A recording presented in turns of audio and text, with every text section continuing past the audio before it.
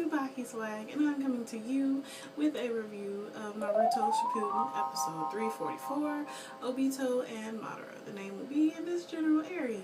So anyways, this one picks up, of course, where the last one left off at, where Madara just like comes up out of nowhere and he's standing next to Obito, and of course, Kakashi Guy and Naruto and B are wondering why in the world is Madara still here and the Ito Tensei has been released? Well, Madara's OP having self, of course, defied the jutsu and is still there even though all the other reanimations are gone. So, of course, Madara was talking to Obito, and Obito gave him his fan back, and because he was like, this is rightfully yours anyways, and he uses this because Naruto pulls the black spikes out of B that were originally used by Pain to control the tailed beast. So he pulls them out, and when he throws them back at Obito, Madara uses it looks like his Susanoo, like part of his Susanoo, to shield away from the spears, and they just fall to the ground like nothing ever happened. And Naruto asks, they ask, what happened to the Kages? And this is where they show Madara took out all 5 of the Kages. Like, all of them are dead. And Tsunade is literally in 2 pieces. Like, upper half and lower half are completely away from each other.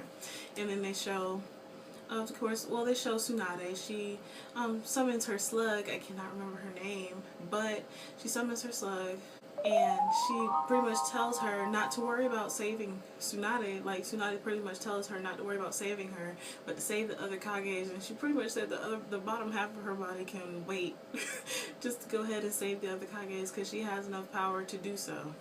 So, in that, they switch back to Obito and Madara talking to Naruto, Kakashi, and Guy.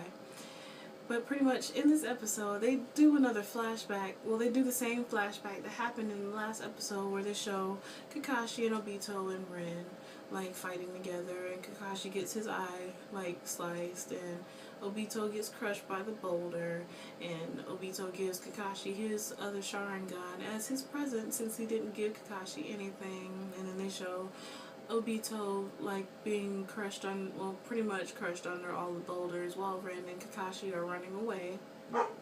And they talk about Obito pretty much saying that he wishes that he would have had more time with everybody. He would even, because he was just starting to get along with Kakashi, and he never got a chance to tell Rin that he loved her and everything. So in that, they then show the rest of Obito's flashback, where Obito is after Madara finds him. So it turns out that Madara was the one who found him and nursed him back to health. He pretty much saved the right half of his body by using part of Hashirama's DNA to build the right half of his body.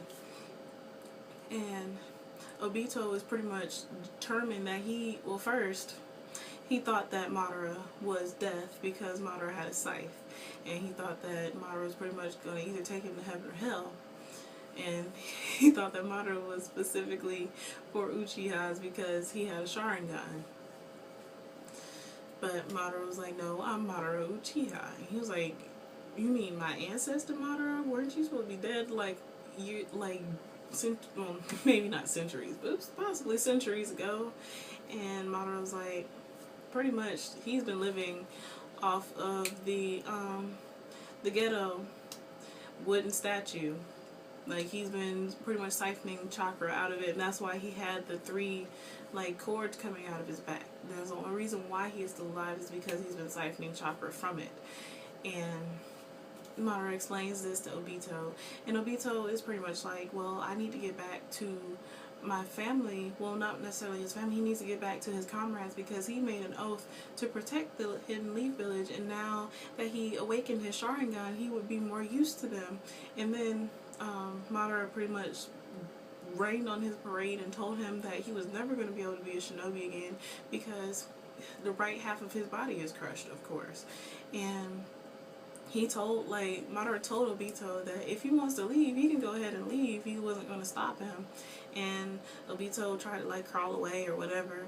And Madara was still telling him that he was pretty much drowning, like, crushing his hopes, telling him that this world is full of so many bad things. Even though there's light, there's still darkness. And with that, all your hopes and dreams really don't amount to anything. But Obito wasn't even concerned about that. He was more concerned about getting back to Kakashi and Rin and being able to help them, even though Madara told him that he wasn't going to be able to use his Sharingan to his full potential because he only had one. And that's why Obito was like, well, that's why I need to get back to Kakashi, because Kakashi has my other one, so that'll make us even better because they can use them together. But of course, Madara was like, well, Obito thanked him for pretty much saving his life. But Madara was like, oh, you don't need, it's too early to thank me, because Madara had his own purposes for why he saved Obito. And this is pretty much the start of it's pretty much the start of why Obito is the way he is. But I'm not going to go into details for the people who don't read the manga. But anyways, towards the end, they show Obito, like, trying to crawl away, and they show, like, Kakashi and Rin standing in front of him, and he said he's not going to die yet, that he needs to get back to them. And that was pretty much the end of the episode. As a whole, I liked this episode. Like, the good parts were good, but I was kind of upset that they used the same flashback in the next episode. Like, the previous episode had the same flashback as this one did, which I didn't really like that. But as a whole, I guess the episode was okay. But anyways, I would love, for those of you who don't read the manga, I would love to hear what y'all think is gonna happen next. But anyways, as always, please remember to comment, rate, and subscribe. And this is TsubakiSwagg saying adios.